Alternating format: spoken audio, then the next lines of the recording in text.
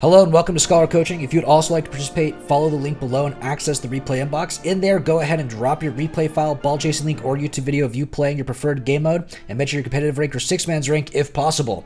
If any of this doesn't make any sense to you while watching the video, feel free to follow up on my Scholar School of Learning series in my video playlist. We go over all the basic ideas and general rotations that are talked about in these replay analysis. Thank you, and I hope you enjoy. 50. Get the boost. Okay.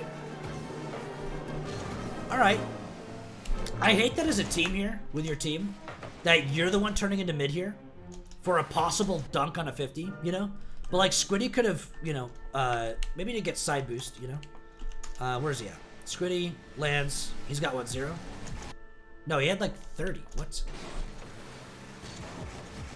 Yeah, he just lets him have it. He's got 20, right?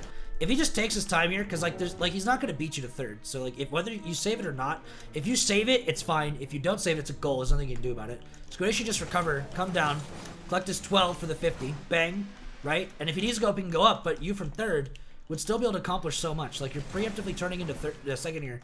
If you went outside post in facing, boom, you're still up as third here, and you get it a little bit later. Like it's definitely a little bit later, but it's a lot easier for you to get. And if it dunks, and like what you're prepping for here as well, is you're prepping for the chance that this like spills out early into low mid, right? It just spills out, you know, like that. And like if Squiddy was just covering that and you're just covering the high and the far, like Squiddy's not going to defend as good as you are because you just got corner boost. Squiddy's low. If this got dunked and went this way, you guys are basically screwed. So I just don't like how this came out. Now you filled midfield though because Squiddy bailed, so I'm going to give you the benefit of you had to do it, right? You're filling the role that your team needs you to fill. But, like, this is, you guys are queued together. You should just fix that as a team. Again, you're pre-turning in when Revive's already stepping out. Look at this. He's blowing through right here, right? This man is not third. So you need to go to third right now. You need to go out to back post, right? Identify both these guys. He's overstepping back post, right? If you'd call this a third for yourself, you're not playing third right, period. You need to come back to third and fill for him. Right? Go behind him. Let him chase us out. Right? Yeah, you get a 50 here. But, like, Don't Revive could have also jumped for that and got a similar 50. Or the same way, if you're back and this guy just had the free shot, now you just get free possession and the corner boost. Or free possession with the pad you collected at, like, 70 or 80 boost, and now it's a free counterattack, right? That they can't really defend on you. Like, it's okay to let them hit this, honestly. You just gotta have someone third. And you guys didn't have anyone third. You pre-stepped into mid, you doubled up a second, and you made that mistake as much as Crippy did. Or as much as, sorry, Don't Revive Me did, right? As much as Don't Revive Me made that mistake, you made too. And same thing here. Squiddy's pushing up. You can see him. Squiddy's not going to net. Stay third. Grab your 12 here. Take your time. Don't flip and don't boost forward. Just grab your pad. Take your time. Crippy's going backwards, right? Get ready for the corner pinch right here or the counterattack. You can go outside post line over here or outside over here. I don't care. But be third, ready for the clear. Bang, right? In the same way, jumping from the angle you're jumping at, who are you passing to and how are you going to shoot this? Because you're not, right? But if you're coming from here, you can see beep is awkward, which means that you can take the time to get the catcher in the corner, or if you do jump for it, you can at least hit it into the corner so it bounces direct and call that, or identify that Don't Revive's going for the demo, which he should call. As a teammate, he should be calling that. In the same way, you could have gotten the catch, popped it, then drove into mid as it rebounded, jumped in, and shot it at a tight angle. And that's basically a free goal. Right? You have so much wider range of opportunities here. You just shouldn't be jumping for this to begin with if you're in the position that you started in. And if you're in the position that you should have been in, you would have had the better options leading into more opportunities for goal or pass to a teammate. Or just general control. Coming back here, you try to recover, you rotate behind him, good job bailing. You go backward, you force. This is awkward, but it's okay. You are getting a force here. It'd be really nice if you turned down a little bit farther here, then turned into corner like so, and then re-engage direct. Or in the same way, if while bailing here, he's taking your boost, so you go inwards like this, and then cut off the midfield, turning in, shadowing Crippy, and then just in, and if he hits it, right, he's going to have to chip it into your line, or he's going to chip it into corner and up, and then you can just chase it, or leave it to your third man, which is also fine. And if he goes for the slow and tries to catch and dribble, you're just turning right into him, right? It's engaging. A couple of options here to make it a little bit smoother, but really, this is as close as it's going to get without, you know, as long as he's not going to get a touch or does get a touch, it's going to be pretty much similar results, so it's not terrible. Good job staying on that near side and forcing on the near side, guaranteeing that challenge from you. Again, please identify your second man. God, dude, I'm cutting this for YouTube, and my old ruling would be right now that I've seen this so much right now that if I see you cut in front of your second man one more time, I would just end the replay and make you fix that before I do any more replays for you for the next week. But because I'm cutting this for YouTube, I can't do that ruling because I need the YouTube content. And like I hate repeating myself on this, but it's just like you have one major issue that I want you to fix before I do anything more for you. And it's this one thing. If in the future, RA or Archie or whatever your name is, in the future, before you ever send me a replay again, fix this one thing before you ever send me a replay again. I don't care if you get to RLCS. I don't care if you get to if you become a pro player and you want to pay me as a coach. If you don't fix this one goddamn thing, I am going to turn down that coaching offer. I will turn it down. Fix this one thing for me. Do not step into midfield right now when you have a guy already stepping into midfield. I don't care if your midfield position is better and if it's the best in the world and whatnot. Your man is already going to second man. He's already taking over the midfield pressure. I don't care if yours is better. I don't care if yours is worse. He already has taken the position. Stay third. You can see him. He cannot see you. This is basic ball cam rule. Watch episode 1 please watch episode 1 of Scholar School of Learning, the SSL series in my YouTube. It literally goes over ball cam rule. If you can see me, can't see you. If we literally go to his point of view right now, the man does not see you. Even if you call this, you at least still see him cutting in front of you if you called it. So at the end of the day, only you have the power to make this different. You as third man have the power to fix this. Please fix this. It goes. Grab your 12. Crippy's hit. Now you're in. This is what you gain. You gain a defensive counterattack from Crippy right here. If you collect your pads and you keep yourself confident as third man and you do the timing right, don't boost here, just drive. Let the man take over. Keep yourself outside post line. Line up for his hit. Up. Dusted. You can go anywhere from dusting him to 50ing him from a lot of range of your third man just because you do it right. Look at their third mans right now. If you hit this over his head right now, how free of a goal is this, right? This is what you're giving up. You're giving up a defended net on your side, and you're losing a punishment on their side too by not playing third here properly.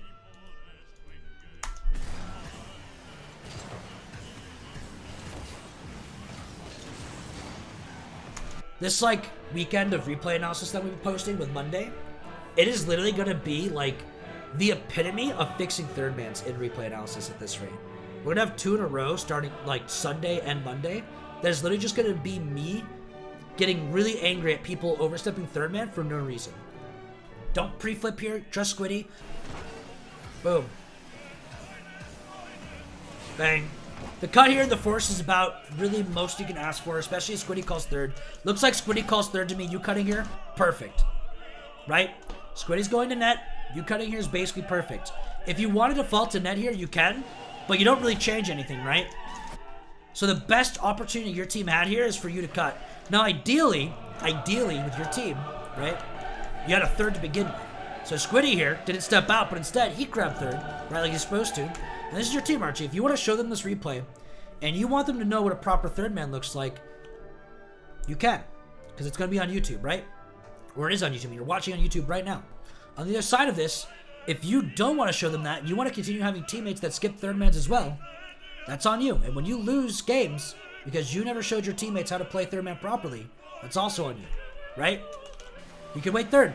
You can let them clear it, and now you can wait for the drop, or you can try to intercept from backward, right? So if we look at his boost, 25, right? During the time here, if you wanted to grab 12, grab back around, grab 12, that'd be 37, let's say. 49, up backward, jumps off, tries to intercept from backward and so on, tries to make this happen. In the same way, it could be 49, right here, ready to go. Turns out, engages for you instead, right? And now we have Don't Revive his third. He has a much better chance of 15 that than you would, right? There's so much to gain that you guys could do here. There's just better timing on the third mans. I'd like to see your lines clean up a little bit here, right? You're on the line back here, coming back in second. I like how you cut here to second, and then you wait for your teammate here. This is really strong, but if you stop right here, it could be even stronger. So just stop. Drive forward with him a little bit. Now you're available. Now you continue momentum back if you need to, rotating back to third. You can trust your third here a little bit more. If you want to turn it in shadow back for him, this is also a plausible option in case they go really slow. But you should ball cam off here. See your third man, go out wide here, 12 here. 12 here, maybe even going out wide to here, or getting both of them. Turning in, right from back post, facing in the whole time. They get the hit, you have your 36, you're up. A little bit easier on the clear, you can call off your boy. Or your boy passes to Squiddy. You still recover, you still have a little bit more boost than what you had. Try to land, turning back towards net this way, right? Here's your next time is third, Squiddy still upfield. Don't push into second yet. The clear's not happening. If he has an absolute free touch and beep is not even going, right? He just doesn't exist yet. You could step out wide because he's gonna pop this high, or go somewhere closer. You don't need to be this close, and you still have a guy that's extension. You should wait his third, at least a little bit here. You get bumped. Bang. Try to intercept, nothing. I don't mind you trying to intercept that. You had a teammate that was already recovered. Nice chip down. That was a pretty nice play. And there really wasn't too much risk for it. Your recovery was pretty slow from it, though, so you got to keep that in mind. But playing with a team, as long as you can trust them to rotate behind you, that it can be okay. In solo queue, I don't know if I'd recommend diving that from sidewall, because there's very low chance you actually dunk it, and that's kind of why. I like to see a wider line, again, back there after third, right? As you're coming back here, teammate gets the pinch to the side. You're crossing center here. Who's playing it to you, right? Cover the net. Turn right. Collect your 12 right here. Wrap back in. 12 right here. Squiddy's leaving. There's nothing you can do anyway, right? You're already coming back to net, but be back post. Squiddy cuts for you. Goes up high. You can be chasing into the corner or waiting for Crippy from back post like this, right? Bang. Rolls down to you. That's a lot simpler. You could call your boy off there. You can wait back post for him to hit it. You know, chip it off. How really, like, call him off. Call him off to hit the corner. Don't wait for him. Just call him off. But yeah, in the same way, it's like you could have had that easily free clear back into the corner for him. He could have waited in the corner for you to pass to him, basically with your save, and then that would have been a clear out for me on his redirect. Do you trust your third man or no? If you're cutting into midfield here, you must think there's a guy back post. He's not. Really, if you, like, ideally he goes back post here, and then he's able to turn back in, and then you trust him and you go to third. And then he comes up and he clears it, and then Squiddy's here for the cross clear, so if it drops mid, he can then get it over Crippy and so on, right? But, like, you obviously don't trust him because you're just cutting in front of him. And then now it's a double commit. That's your fault. I'm not even going to blame your teammate. That's just your fault. Because this is your replay. You obviously want to improve this. Improve it. Don't cut him. Trust your third man. Go back to back post right now. Grab this 12. Back post facing, right? Now you're up. You hit it back into where he just challenged, right? Now he can take over for you while you land. You can take over a second. He passes back. You guys get a clear out. If you need to, you grab corner boost and leave. Then he gets pass out to Squiddy. Squiddy clears. Range of things. You can do a lot of things from that point. You got to fix these third mans. That's the most important thing from that. Everything stems on a breakthrough, a counter play, any play that's going to end up having any long-term pressure. It stems from the third man, and you need to have that foundation there. Good counterattack. Good clear. Try to demo him. He's not really recovering very well. 50 over. Early third man step in. We go to mid here. This could be a pass. He's not even passed. So this could be a pass to you. This could be a trust play. In a team situation, you can call this. He needs to call, or you need to call mid, right? And then the second half of this, really, because it's a free touch and you have a free touch, so you can call this. But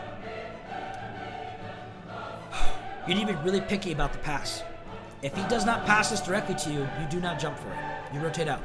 So when you come in here and that pass goes to backboard, you gotta leave. Or you gotta stop and wait for them to get an awkward touch, because this is what happens, even if you wait. And then that's what happens. And we look at don't revive. And this is what happens. It's almost a goal, right? This is really dangerous. But comparatively, right? If you see this pass is dog shit, you're like, oh, it's a bad pass, right? So we go back. Breakthrough, don't revive, chip, so on, Squiddy. You step in as third. Squiddy has the pass, right? Boom, bad pass. Not to me, turn out, leave. Right? He hits. Now you're able to shadow Crippy. Crippy has to clear to him, and now he's able to step directly in. He's able to confidently step in. Or the same way, right? If you bail all the way instead, right? Don't revive steps in for you. You're able to face in preemptively for Crippy's hit. You're engaged, you clear, right?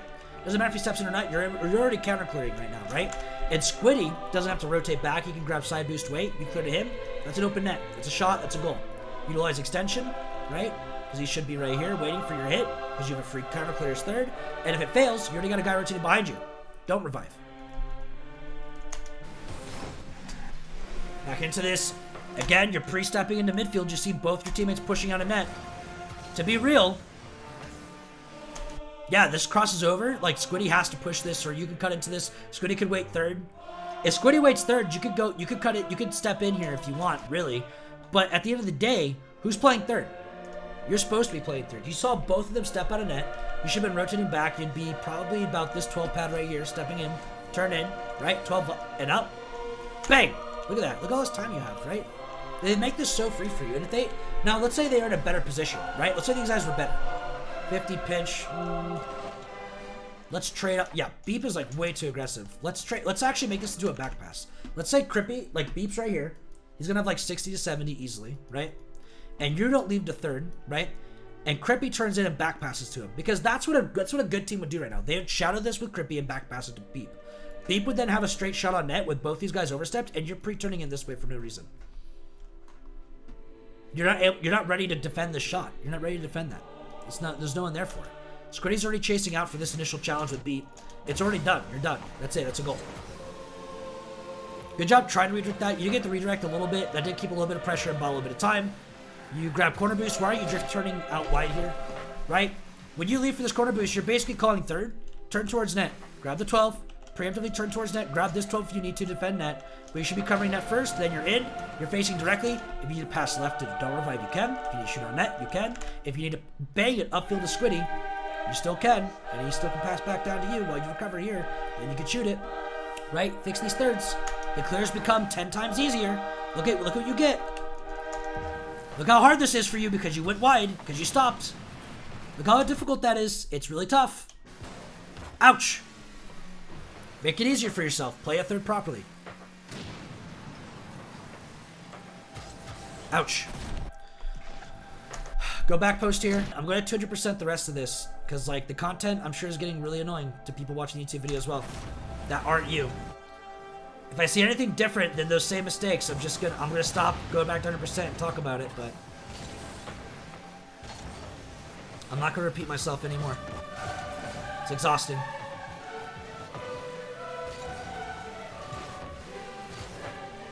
You had an extension, just go back post. Redirect here is fine. Good try, good shot.